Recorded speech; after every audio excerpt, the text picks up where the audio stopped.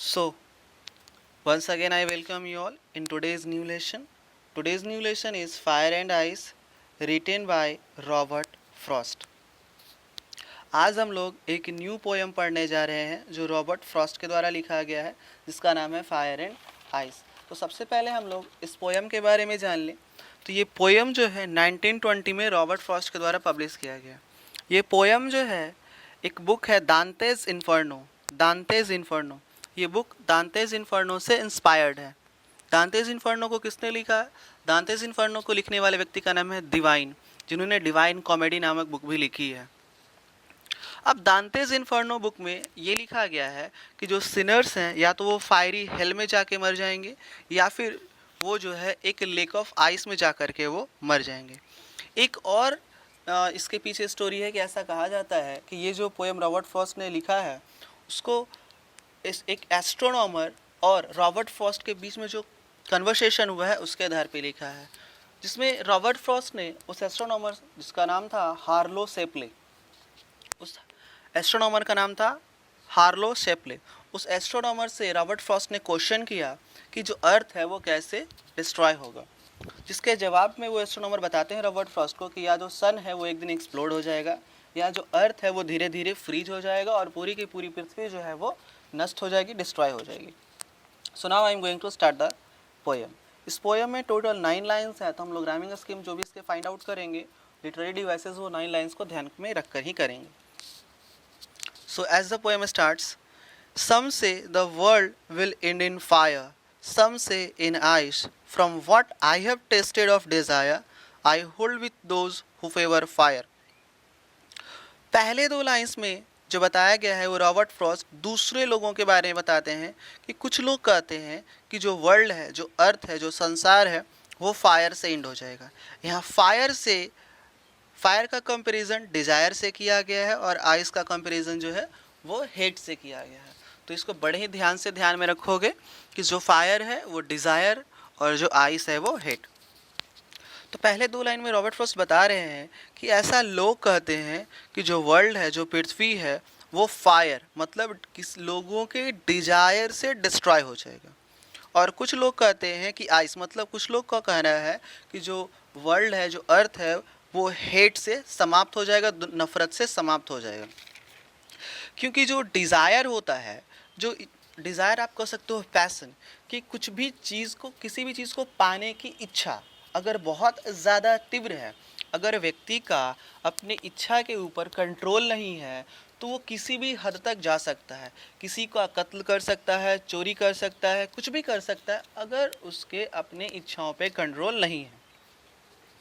दूसरा है ice, hate. ठीक उसी तरह से अगर किसी के दिल में किसी के लिए नफ़रत भरा हुआ है तो वो उस व्यक्ति को किसी भी हद तक हानि पहुंचा सकता है। तो इससे क्या होगा कि एक व्यक्ति दूसरे व्यक्ति को हानि पहुंचा रहा है, फिर वो व्यक्ति किसी और को, फिर वो व्यक्ति किसी और को, तो इससे धीरे धीरे जो है वो पूरी की पूरी पृथ्वी नष्ट हो जाएगी, समाप्त हो जाएगी। आगे है from what I have tested of desire I hold with those who favour fire. आगे का जो ये स्टेटमेंट है ये रॉबर्ट फ्रॉस्ट के खुद का एक्सपीरियंस से खुद का स्टेटमेंट है। आगे वो क्या कहते हैं, from what I have tested of desire.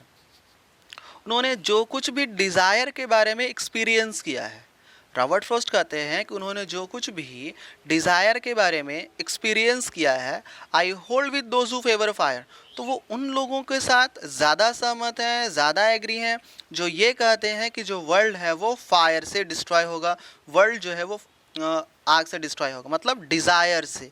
क्योंकि डिज़ायर जो है, अगर किस डिज़ायर पे किसी व्यक्ति का कंट्रोल नहीं है तो किसी भी हद तक जा सकता है। Now but if it had to perish twice, I think I know enough of hate to say that for destruction ice is also great and would suffice.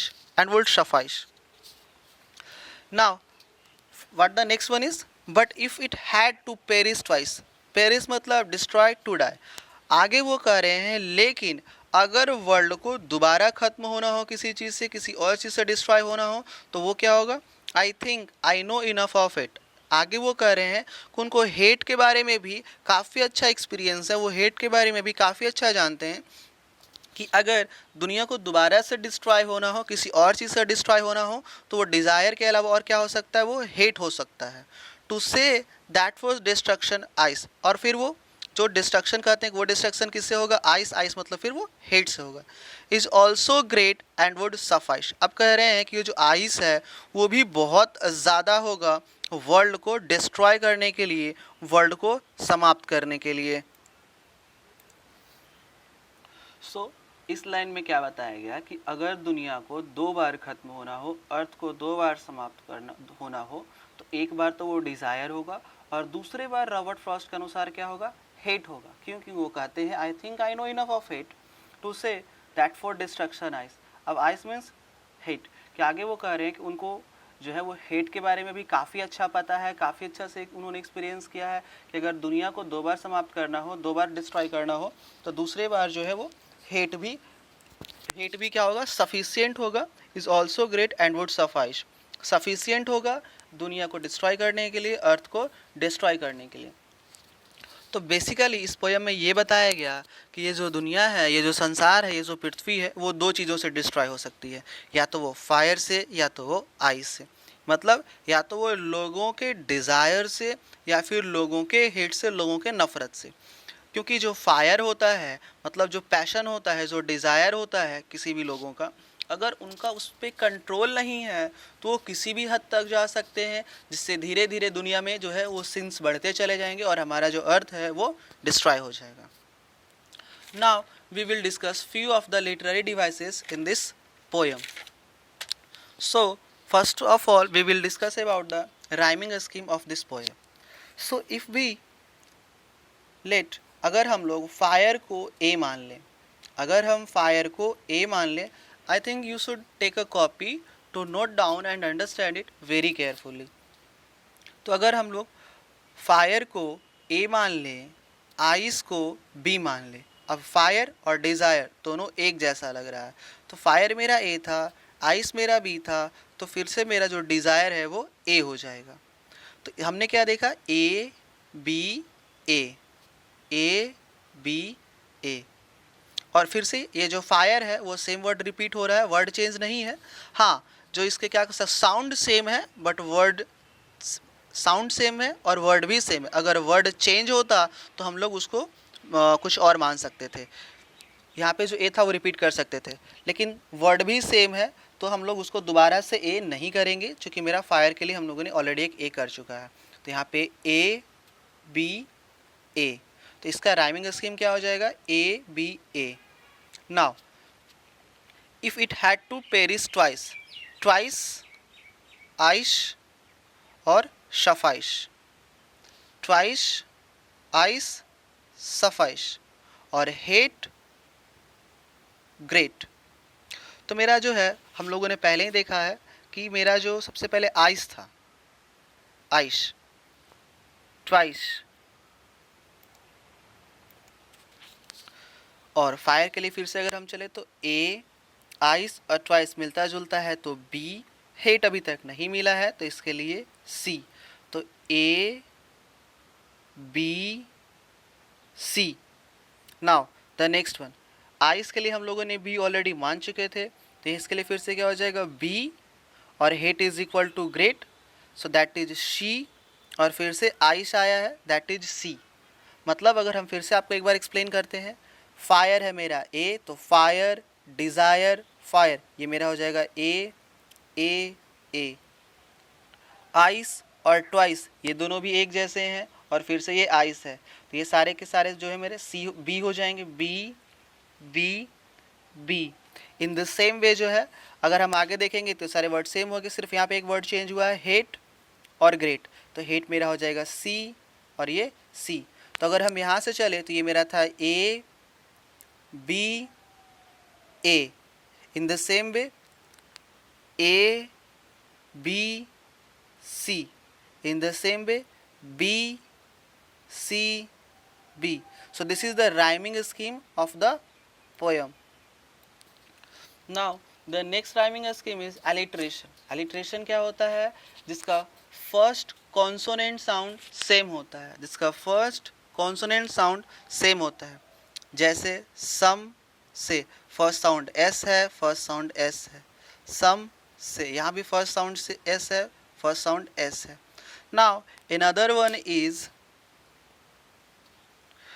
F. F starting में आया है, फेवर और fire, ये दोनों का दोनों मेरा alliteration है। Now the next rhyming scheme is the next literary device is assonance. Assonance क्या है कि अगर वॉवेल साउंड कहीं भी रिपीट हो रहा है, जैसे हम लोग देख सकते हैं विल, इन, फायर, तो यहाँ पे भी आई आया है, यहाँ पे भी आई है, यहाँ पे भी आई है, जो कि हमारा एक वॉवेल साउंड है। उसी तरह से हम लोग और देख सकते हैं यहाँ पे दोज, हु, तो यहाँ पे भी मेरा ओ साउंड है, यहाँ पे भी मेरा ओ साउंड है। तो अगर मेरा सेम ओ साउंड रिपीट हो रहा हो तो उसको हम लोग क्या कहते हैं, एजोनेंस कहते हैं। ठीक उसी तरह से यहाँ पे अगर हम देखें तो आई थिंक में भी आई थिंक आई, तो ये भी मेरा क्या हो जाएगा, एजोनेंस हो जाएगा। क्यों? क्योंकि यहाँ पे जो है वो सेम वॉवेल साउंड रिपीट हो रहा है। नाउ अब जो हमारा अगला लिटरेरी डिवाइस है वो है कॉन्सोनेंस। कॉन्सोनेंस क्या है, इसमें भी कॉन्सोनेंट होता है, कॉन्सोनेंट साउंड होता है, बट ये सेंटेंस के स्टार्टिंग में ये वर्ड के स्टार्टिंग में नहीं रिपीट होता है। जैसे हम लोग अगर देखेंगे विद, दोज, तो यहाँ मेरा जो द साउंड है वो प्रोमिनेंट है, तो ये दोनों मेरा क्या हो जाएगा, कॉन्सोनेंस हो जाएगा। Now the next literary device is anaphora. Anaphora क्या होता है, repetition of a word. What is anaphora? Repetition of a word at the start of two or more consecutive lines. What is anaphora? Repetition of a word at the start of a two or more consecutive lines. मतलब कि एक ही word का एक ही word का दो या दो से ज़्यादा लाइन में रिपीट होना है। जैसे सम से, तो यहाँ पे क्या हुआ है कि सेम वर्ड जो है वो अगले लाइन में रिपीट हो गया है, इसलिए हम लोग इसको क्या बोलेंगे, anaphora. Now the next literary device is enjambment. Enjambment क्या था कि अगर कोई लाइन बिना पंक्चुएशन मार्क्स का कंटिन्यू रहता है तो उसको हम लोग इंजैम्मेंट बोलते हैं। जैसे अगर हम लोग इस लाइन में देखें, ये I think I know enough of fate to say that for destruction ice is also great and would suffice. तो चलो ये और ये लाइन तो कंटिन्यू हो गया, बट यहाँ से जो मेरा लाइन चला है इन तीनों के बीच में कोई भी पंक्चुएशन मार्क्स नहीं है, सिर्फ एक है, वो भी लास्ट में है, तो ये मेरा क्या हो जाएगा, enjambment. So these were the literary devices in this poem. तो बेसिकली इस पोएम में हम लोगों ने पढ़ा क्या, इस पोएम में ये बताया गया है, रॉबर्ट फ्रॉस्ट ने ये बताया है कि हमारा जो अर्थ है, हमारा जो वर्ल्ड है वो कैसे एंड होगा। तो एक बार अगर एंड होना हो तो वो डिज़ायर से होगा, और अगर एक बार एंड होना हो तो हेट से होगा। इसलिए हमें अपने डिज़ायर पे कंट्रोल रखना चाहिए। We should control over on our desire, otherwise it will destroy the other people, और one day it will also destroy our whole world. So this was in the poem. So thank you and have a nice day.